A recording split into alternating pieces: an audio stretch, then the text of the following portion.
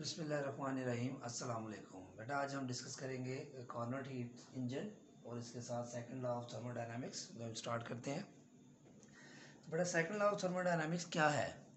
बेटा second law of thermodynamics है कि आप किसी भी सिस्टम को जो हीट प्रोवाइड करेंगे वो टोटल वर्क डन में कन्वर्ट नहीं हो सकती विदाउट एनी हीट लॉस।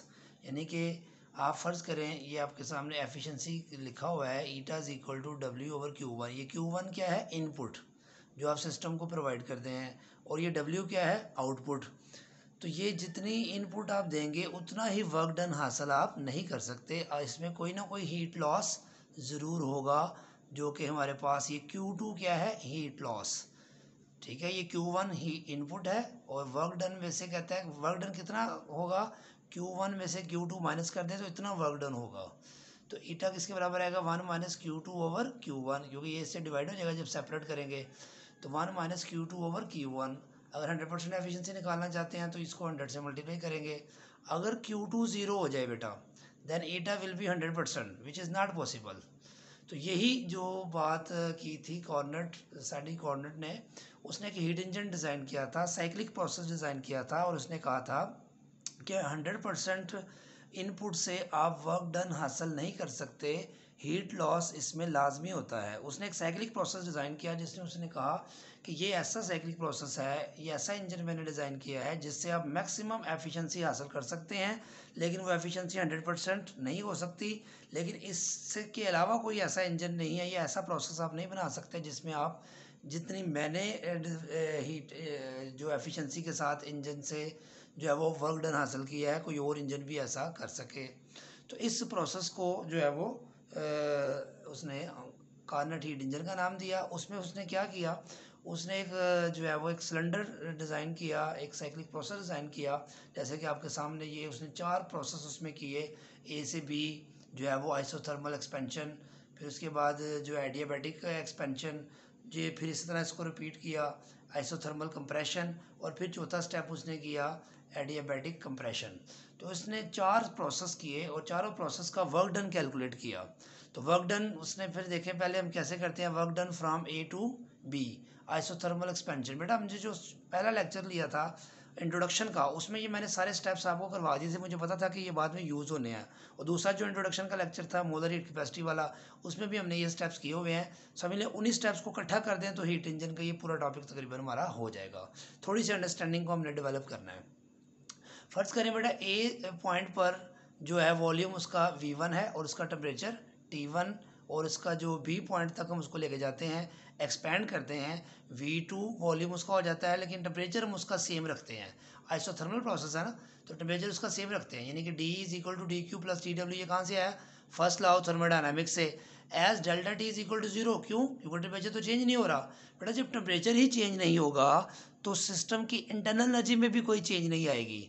तो जैसे कांस्टेंट वॉल्यूम हो तो वर्क में कोई चेंज नहीं आता, तो वर्क डन ज़ीरो होता है। तो इसी तरह वॉल्यूम में चेंज नहीं आता तो वर्क ज़ीरो होता है। इस तरह डेल्टा टी ज़ीरो हो तो डेल्टा ई भी ज़ीरो होगा। तो ये ज़ीरो बेटा यहाँ पुट करें तो ये इक्वेशन आ जाएगी।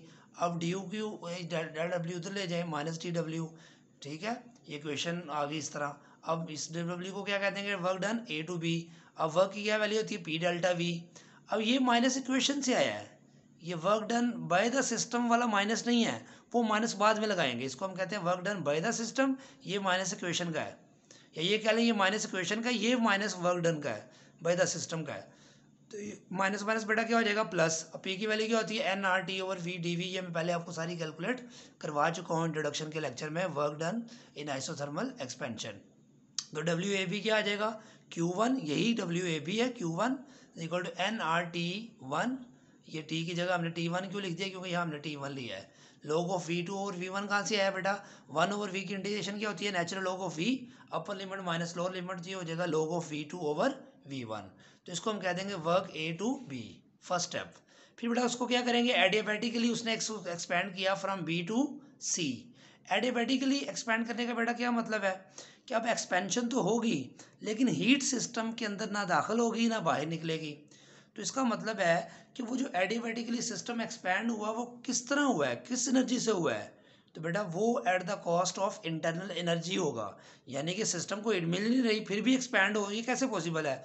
सिस्टम अपनी इंटरनल एनर्जी को इस्तेमाल करेगा। देखें कैसे, ये क्वेश्चन फिर दोबारा आ गई, फर्स्ट लॉ ऑफ थर्मोडायनामिक्स, यहाँ डी क्यू जीरो ले लेंगे क्योंकि हीट सिस्टम में एंटर ही नहीं हो रही कोई, तो डी इसके बराबर आ गया, डी डब्ल्यू किसके बराबर आएगा? Minus D E. Minus D E का मतलब बेटा यहाँ क्या है? Work is done at the cost of internal energy. अब डी ई की वैल्यू हम यहाँ निकालेंगे मोलर हीट कैपेसिटी की फॉर्मूले से, Q over N into D two minus T one, ये फॉर्मूला मैंने करवाया हुआ आपको। Q की वैल्यू क्या आएगी बेटा? डी ई प्लस डब्ल्यू, यही वाली Q की वैल्यू क्या होती है? डी ई प्लस डब्ल्यू, ये आ गई वैल्यू।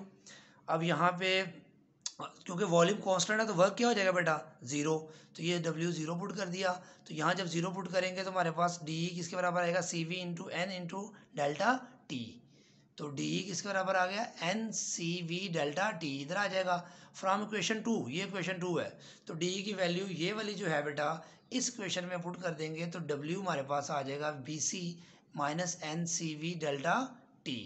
तो ये जो हमारे पास वर्क डन आ गया from B to C, work done आ गया हमारे पास। उसके बाद जो है आइसोथर्मली इसको कंप्रेस करेंगे हम, आइसोथर्मली कंप्रेस करने का फिर दोबारा वही क्वेश्चन लिखेंगे, D is equal to D Q plus W, D फिर बेटा जीरो हो जाएगा, zero is equal to D Q plus W. अब यहाँ पे डब्ल्यू सी डी, अब ये हीट के साथ यहाँ देखिए हमने जो है माइनस का साइन लगाया था, जो यहाँ जो माइनस का साइन है ये किस वजह से है, और ये डब्ल्यू पॉजिटिव क्यों है बेटा? क्योंकि work done on the system हम कर रहे हैं, ठीक है। तो यहाँ पहले हमने क्या किया था, क्यू हीट, यहाँ पे क्यू हीट को इधर रखा था, डब्ल्यू का साइन माइनस के साथ लगाया था। अब यहाँ चूंकि वर्क डन पॉजिटिव है इसलिए हीट का साइन के साथ हम माइनस लगाएंगे, क्योंकि अब आप देखें कि आइसोथर्मली उसको आप क्या कर रहे हैं? कंप्रेस कर रहे हैं। जब आइसोथर्मली कंप्रेस करेंगे तो टेम्परेचर तो सेम रहना है, तो टेम्परेचर कैसे सेम रहेगा? जब कंप्रेस करेंगे उसकी हीट ज़्यादा हो जाएगी सिस्टम की, तो सिस्टम की हीट ज़्यादा होगी तो फिर टेम्परेचर बढ़ जाएगा। तो टेम्परेचर आइसोथर्मल कैसे रहे कि उस सिस्टम को हीट खारिज करना पड़ेगी, तो Q2 क्या है? हीट लॉस, इसलिए यहाँ पे Q2 के साथ क्या है बेटा? माइनस, क्योंकि आइसोथर्मल को सिस्टम को बरकरार रखने के लिए हीट को खारिज करना पड़ेगा, ये पॉजिटिव रहेगा क्योंकि work done on the system हो रहा है। तो WCD क्या आ जाएगा? V3 to V4 PdV, तो P की वैल्यू फिर दोबारा उससे लगाएंगे nRT2 ओवर V, क्योंकि यहाँ पे टेम्परेचर क्या हो चुका है? T2, तो WCD nRT2 log of V4 over V3, तो यहाँ पे V4 और V3 जो है वॉल्यूम चेंज आएगा, तो यहाँ पे हमारे पास जो है V4 ओवर V3 था, अगर हम लिखना चाहते हैं V3 ओवर V4, V3 ऊपर ले लें V4 नीचे, तो साइन माइनस का शुरू में आ जाएगा, क्योंकि ये हम कर सकते हैं लोगरिथम के बाद अगर रेशो हो उसको आप उलट कर दें तो उसके शुरू में माइनस का साइन आ जाएगा। तो ये वर्क डन आ गया C टू D। अब हम करेंगे एडियाबैटिक कंप्रेशन, यानी कि अब कंप्रेस करेंगे एडियाबैटिकली, फिर दोबारा वही इक्वेशन आ जाएगी, डी क्यू जीरो ले लेंगे तो डी जो है वो प्लस डी डब्ल्यू बचेगा, तो डी डब्ल्यू जो है वर्क डन क्या आ जाएगा?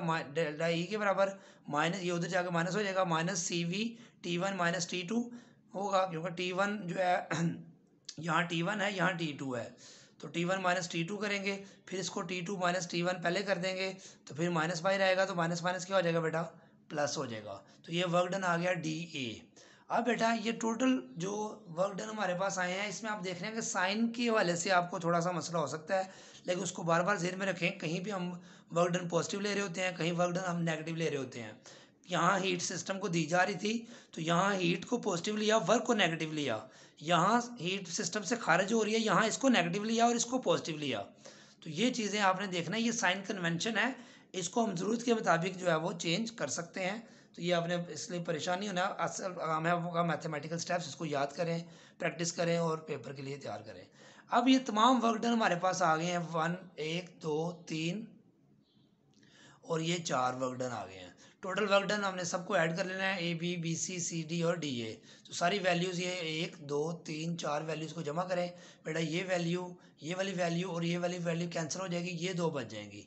उसके बाद ये क्वेश्चन है, as we know that V3 over V4, V3 over V4 में जो वॉल्यूम चेंज है बेटा, V2 और V1 जो वॉल्यूम चेंज है ये इक्वल होगी, ये आपने याद रखना है। तो फिर ये V3 ओवर V4 की जगह हम लिख सकते हैं V2 ओवर V1, सारा हिस्सा कॉमन आ जाएगा, अंदर क्या बचेगा? T1 minus T2। तो अब हमारे पास एफिशिएंसी कैसे आएगी?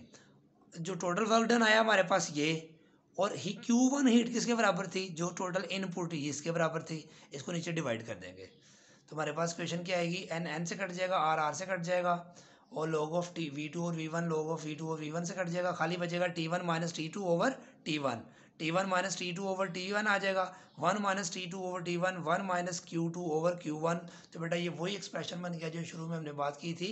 अगर T2 0 हो जाए तो इंजन की एफिशिएंसी क्या हो जाएगी, 100% हो जाएगी, यानी जितनी इनपुट आपने दी है उतनी ही जो है वो वर्क डन में कन्वर्ट हो जाए। लेकिन ऐसा पॉसिबल नहीं है क्योंकि Q2 0 नहीं हो सकता, हीट लॉस होना ही होना है। इसलिए जो है वो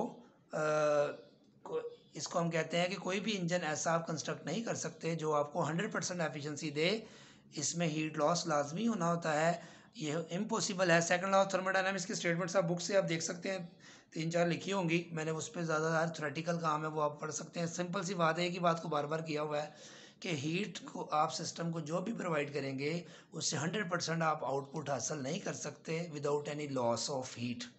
ठीक है, तो ये सिंपल सा कॉर्नर हीट इंजन का टॉपिक था। इसको बेटा आप प्रैक्टिस करें, तैयार करें, और जो है वो एक दफ़ा लिखने से नहीं होगा, इसको तो आधे से को पहले करें फिर आधे से को करें। देखिए ये जो एक्सप्रेशंस आपने को मैंने करवाई हैं, ये वाली वर्क डन एक्सपेंशन और कंप्रेशन, और ये एडियाबैटिक कंप्रेशन और एक्सपेंशन की जो वर्क डन है ये हमने बेटा पहले भी जो है वो किए हुए हैं, इसलिए इसमें कोई परेशानी की बात नहीं है। क्योंकि सेकंड लेक्चर में ये मैंने आपको और फर्स्ट लेक्चर में इंट्रोडक्शन में ये सारे करवाए थे, ये इसलिए करवाए थे क्योंकि आगे यूज़ होने थे। ऐसा नहीं कर कह सकते आपके ये हमें जो है वो स्टेप्स का पता नहीं, क्योंकि ये मैंने इसलिए पहले करवाए थे कि एक्चुअली आपने ये फोर्स जो फर्स्ट सेमेस्टर में पढ़ा होगा अगर थर्मोडायनामिक्स तो वहाँ भी पढ़े होंगे, लेकिन जो कि मेरे ख्याल में बच्चों ने वो उस वक्त सही तैयार नहीं किया होता, इसलिए मैंने वो इंट्रोडक्शन में दोबारा करवाया था। मैंने डायरेक्ट यहाँ से शुरू नहीं किया था ताकि आपकी बेस बन जाए। तो ये साइंस का आपने जो है वो ख्याल रखना है, और ये सिंपल सा टॉपिक था, इसको तैयार करें, प्रैक्टिस करें, इम्पोर्टेंट टॉपिक है, दुआओं में याद रखिए। अल्लाह हाफिज़।